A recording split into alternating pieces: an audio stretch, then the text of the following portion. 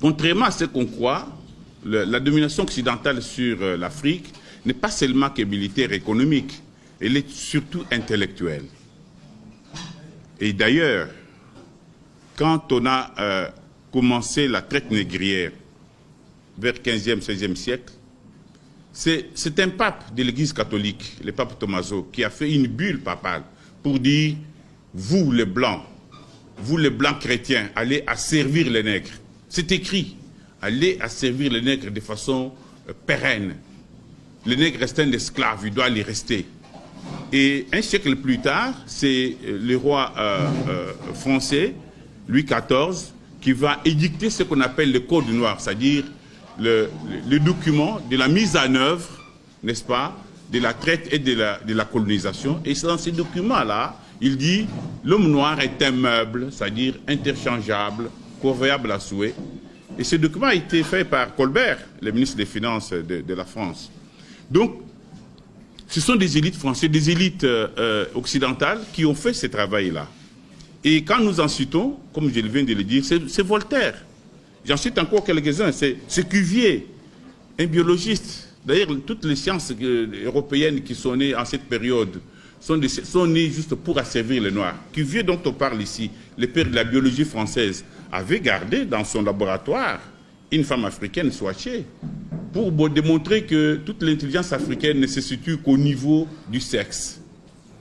Vous avez Gobineau, vous avez Lévi-Bruhl en France, vous avez David Hume, Kant, vous avez Hegel. Donc ce sont des gens qui sont étudiés à nos universités et ce sont ces gens-là, nous faisons beaucoup de thèses là-dessus.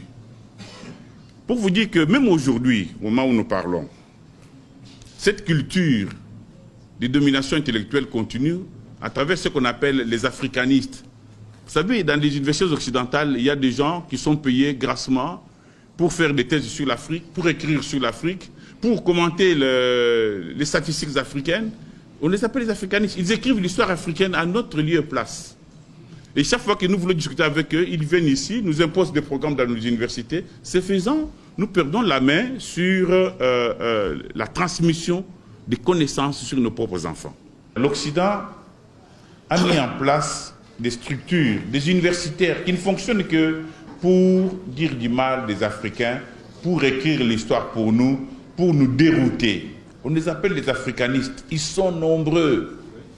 Vous savez, quand en 1950, Cheikh Anta veut faire sa thèse à la Sorbonne, mais ce sont les Balandiers ici.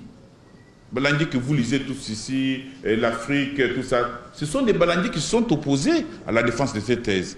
Balandier était n'est-ce pas, dans les jurys. Ils ont dit, vous voulez, parce que la thèse était intitulée « Qu'étaient les Égyptiens pré-dynastiques ».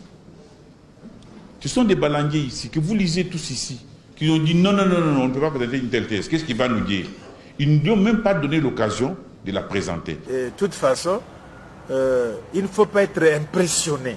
Il faut cesser d'être, même si on lit les livres, hein, même bon, coupons la poire en deux, lisons leurs bouquins, tout sur l'Afrique, d'accord. Mais il faut peut-être impressionné. Tout est faux dedans, d'un bout à l'autre. Donc, les livres là, bon, je ne veux pas les nommer, vous les connaissez, mais lisez parce qu'ils sont au programme, achetez parce que c'est l'environnement, mais je vous garantis qu'il n'y a aucune parcelle de vérité dedans. Tous les livres africanistes, écrits par des africanistes français, italiens, portugais, espagnols, anglais, c'est faux d'un bout à l'autre. C'est du mensonge. Ce sont des crétois, c'est-à-dire des menteurs qui savent qu'ils mentent, mais ils mentent quand même. C'est ça un crétois. Ils sont tous crétois. Ils mentent. C'est-moi quelqu'un qui dit que, voilà, mais sur l'Égypte, le cas est bien précis.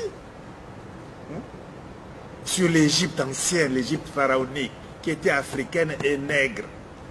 Cette Égypte n'est même pas en Afrique. Elle est méditerranéenne, elle est au Proche-Orient. C'est des choses qui valent même pas un sou.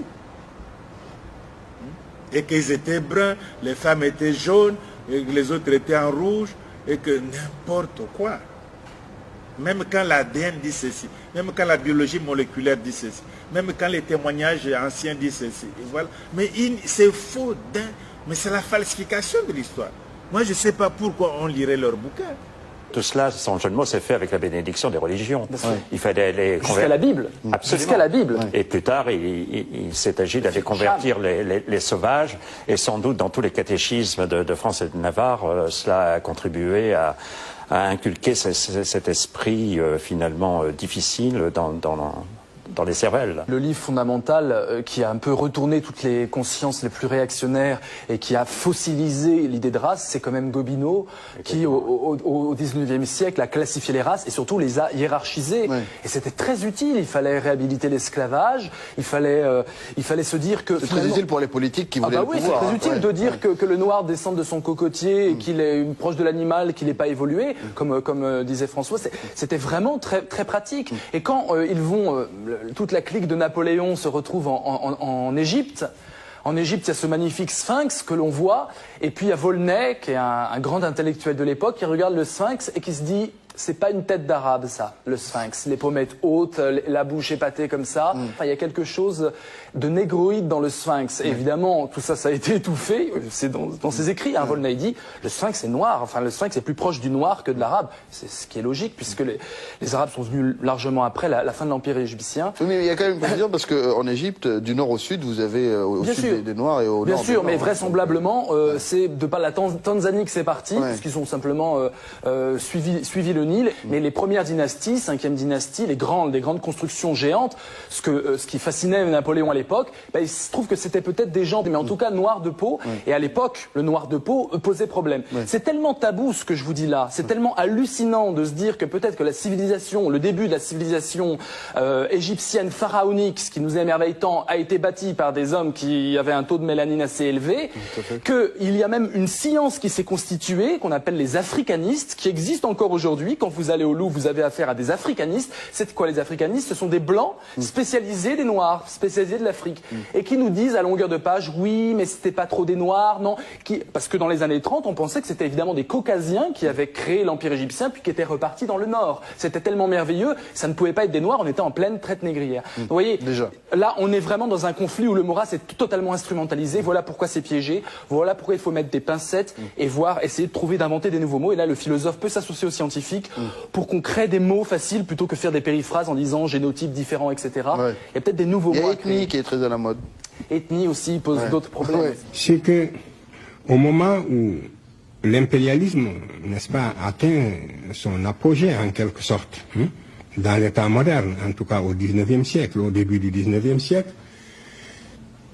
l'Occident découvre que c'est l'Égypte et une Égypte noire qui a apporté tous les éléments de la civilisation à l'Europe.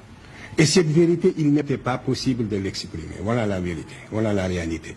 C'est que l'Occident, qui se croyait chargé d'une mission civilisatrice en direction de l'Afrique, découvre, en fouillant dans le passé, que c'est précisément cette Afrique noire, aujourd'hui son esclave, cette Afrique noire apparemment en régression, c'est bel et bien cette Afrique noire qui lui a donné tous les éléments de la civilisation, aussi extraordinaire que cela puisse paraître. Et cette vérité, tous les savants n'étaient pas également disposés à l'exprimer sans nuance. Donc, la communauté des savants s'est scindée en deux groupes. Les savants de bonne foi qui ont eu le courage de regarder la vérité en face et de dire aussi extraordinaire que cela puisse paraître. Pourtant, c'est cela. Et Volney faisait partie de ces savants. Il était contemporain de Napoléon Volney. C'est un savant du 18e siècle, 19e siècle, qui a voyagé beaucoup et qui est contemporain de Napoléon. Il faisait partie de ceux qui avaient le courage d'exprimer cette idée. Et ensuite, toute la lignée presque des égyptologues qui ont falsifié l'histoire de l'humanité de génération en génération et qui ont commis un crime le plus grave contre la science et l'humanité. Au sein de ces